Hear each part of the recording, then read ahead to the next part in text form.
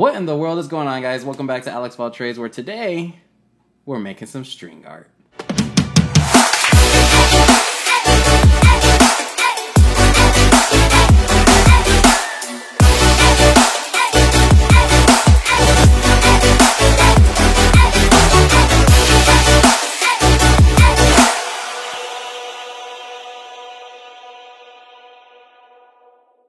Alrighty, guys, so today we're going to do some string art. In light of this week's win over the Broncos, I'm going to do a string art with the Texans logo.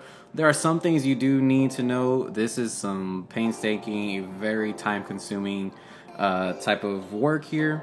So as you can see, I just started off by getting a old wooden cabinet, started sanding it down with a sanding block. You can definitely print out anything that you want. I wanted to just kind of freehand it. Basically what I do is just draw the logo on some paper and then take it outside, and a lot of people will put the nails already all the way in and then just lift the paper out. I didn't really like doing that the first time I did it a while back because it made a lot of mess and getting in there was a little difficult. So what I did was I took one nail and just went around the whole thing making the indentions, and when I was done with that, then I went back and with all the pre-made holes put the nails in. And that's how I went ahead and I thought that this way was a lot simpler than you know, trying to get all the pieces and bits of paper out afterward. So so yeah, that's what I did here. As you can see, now I'm just going around the entire board with the nails, and yeah, this is a very very time consuming, so I did speed it up here just for, you know, convenience sake. And you can see that there are definitely some crooked nails, which is okay, as long as you get them in there, and then later on you can go and kind of like hammer them back into place to where, you know, it's not crazy crazy off.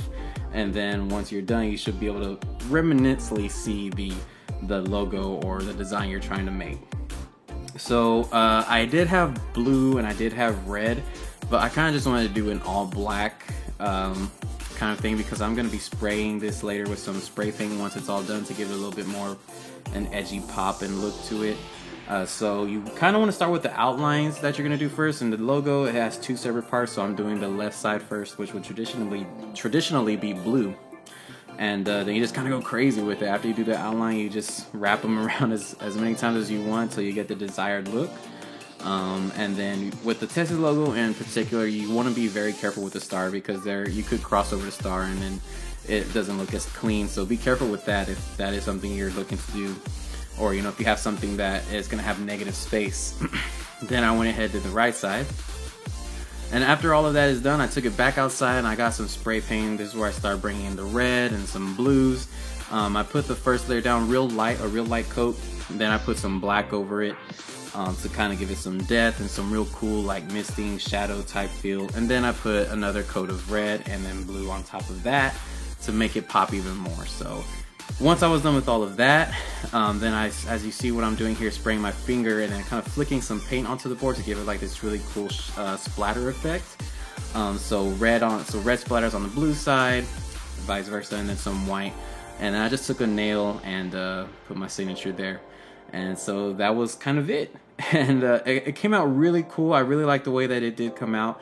I recommend putting a light on top and shining it down so you can definitely see it pop out and give it that cool 3D effect that it has. So yeah, that's it. Well, that's it for this one, guys. Thank y'all so much for joining me. If you liked the video, please hit like and subscribe to become a tradesman, where we make videos every Wednesday. And we'll see you next week when we do some spray paint.